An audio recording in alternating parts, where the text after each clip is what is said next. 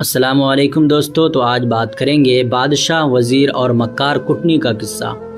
کسی زمانے میں ایک بہت بڑا بادشاہ اپنی سلطنت میں نہایت امن و سکون کے ساتھ حکومت کرتا تھا۔ اس کا وزیر بہت ہی ذہین، نیک دل اور ایماندار تھا۔ بادشاہ اس پر بہت اعتماد کرتا تھا اور وزیر ہمیشہ بادشاہ کے لیے بہترین مشورے دیتا تھا، جس کی وجہ سے سلطنت ترقی کرتی جا رہی تھی۔ ایک دن ایک مکار اور چالاک عورت، جو کہ کٹنی یعنی دلال کہلاتی تھی، سلطنت میں آئی۔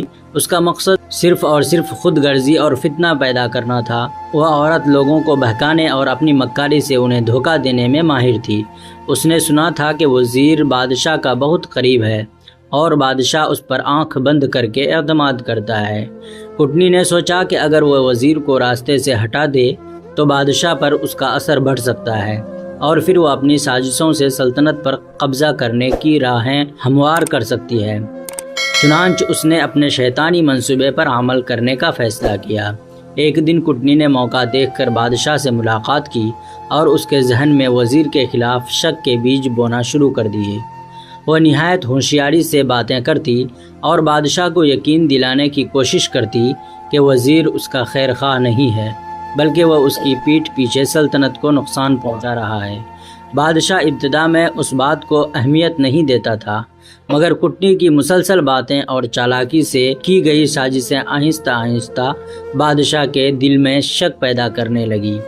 کٹنی نے بادشاہ کو ایک جھوٹا قصہ سنایا کہ وزیر دراصل اپنے مفاد کے لیے بادشاہ کے دشمنوں کے ساتھ سازش کر رہا ہے اور بہت جلد اسے دھوکہ دے کر تخت سے اتار دے گا۔ بادشاہ نے یہ سن کر حیران ہو کر کہا، وزیر تو میری سلطنت کا سب سے وفادار اور نیک آدمی ہے، میں کیسے یقین کر لوں کہ وہ غداری کر سکتا ہے؟ مکار کٹنی بادشاہ کو یہ یقین دلانے کے لیے اپنی چالوں کا جال اور پھیلایا۔ اس نے بادشاہ کو کہا، حضور، آپ خود اس کا ثبوت حاصل کریں۔ اگر آپ اپنی آنکھوں سے دیکھ لیں کہ وزیر آپ کے خلاف سازش کر رہا ہے تو آپ کو یقین آ جائے گا۔ بادشاہ کو اب وزیر پر شک ہونے لگا تھا۔ کٹنی نے بادشاہ کو مشورہ دیا کہ وہ وزیر کا امتحان لے اور خود دیکھے کہ وزیر اس کے پیٹھ پیچھے کیا کرتا ہے۔ بادشاہ نے اس بات کو قبول کر لیا اور اگلے دن وزیر کو ایک اہم مشن پر بھیجا، لیکن اس کے پیچھے جاسوس مقرر کر دیے تاکہ وہ وزیر کی حرکات و سکنات پر نظر رکھے۔ جاسوسوں نے وزیر کو غور سے دیکھا، لیکن انہیں کوئی ایسی بات نظر نہ آئی جس سے وزیر پر شک کیا جا سکے۔ وزیر اپنی ذمہ داریاں بخوبی نبھا رہا تھا اور ہر قدم پر بادشاہ اور سلطنت کی بہتری کے لیے کام کر رہا تھا، لیکن کٹنی اپنی مکاری میں بہت آگے جا چکی تھی۔ اس نے جاسوسوں کو رشوت دے کر جھوٹی رپورٹ تیار کرائی اور بادشاہ کے سامنے پیش کر دی۔ رپورٹ میں لکھا تھا کہ وزیر دراصل دشمن کے ساتھ مل کر سازش کر رہا ہے اور بہت جلد سلطنت کو دھوکہ دے گا۔ بادشاہ کو یہ پڑھ کر شدید غصہ آیا اور اس نے فوراً وزیر کو گرفتار کرنے کا حکم دے دیا۔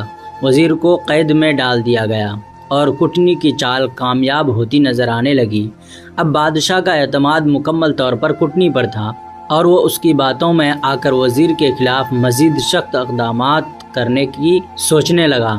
کٹنی نے موقع کا فائدہ اٹھاتے ہوئے بادشاہ کو مشورہ دیا کہ وہ وزیر کو سخت سزا دے تاکہ باقی لوگ بھی عبرت پکڑیں، لیکن سلطنت کے کچھ بڑے عہدیدار اور وزیر کے قریبی ساتھی اس سازش صورتحال سے پریشان تھے۔ انہیں یقین تھا کہ وزیر بے گناہ ہے اور یہ سب کٹنی کی مکاری کا نتیجہ ہے۔ چنانچہ انہوں نے بادشاہ کو یہ بات سمجھانے کی کوشش کی، لیکن بادشاہ پر کٹنی کا اثر اتنا زیادہ تھا کہ وہ کسی کی بات سننے کو تیار نہیں تھا۔ آخرکار وزیر کے ایک بہت ہی وفادار ساتھی نے ایک چال سوچی۔ اس نے بادشاہ سے درخواست کی کہ اگر وزیر کو موت کی سزا دی جا رہی ہے تو کم از کم اسے ایک موقع دیا جائے کہ وہ اپنی بے گناہی ثابت کر سکے۔ بادشاہ نے تھوڑی سی سوچ بچار کے بعد اس بات کو منظور کر لیا۔ وزیر کو عدالت میں لایا گیا اور اسے اپنا دفاع کرنے کا موقع دیا گیا۔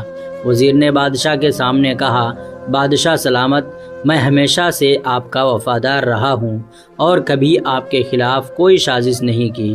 یہ ساری سازش اس مکار کٹنی کی ہے جو آپ کو گمراہ کر رہی ہے۔ اگر آپ کو مجھ پر شک ہے تو مجھے وہ موقع دیا جائے جس میں میں خود اپنی بے گناہی ثابت کر سکوں۔ بادشاہ نے اس بات کو مانا اور فیصلہ کیا کہ ایک دن وزیر کو آزاد کر کے اس کی سرگرمیوں پر نظر رکھی جائے تاکہ دیکھا جا سکے کہ وہ واقعی بے گناہ ہے یا نہیں۔ کٹنی نے اس پر سخت احتجاج کیا لیکن بادشاہ نے اس کی ایک نہ سنی۔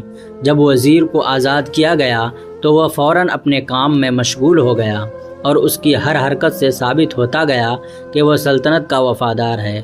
کٹنی کی جھوٹی سازشیں ایک ایک کر کے بے نقاب ہونے لگی۔ آخرکار ایک دن بادشاہ کو خود اپنی آنکھوں سے یہ دیکھنے کا موقع ملا کہ کٹنی کس طرح سازشیں کر رہی تھی۔ بادشاہ کو اپنی غلطی کا احساس ہوا اور وہ فوراً وزیر کے پاس گیا اور اس سے معافی مانگی۔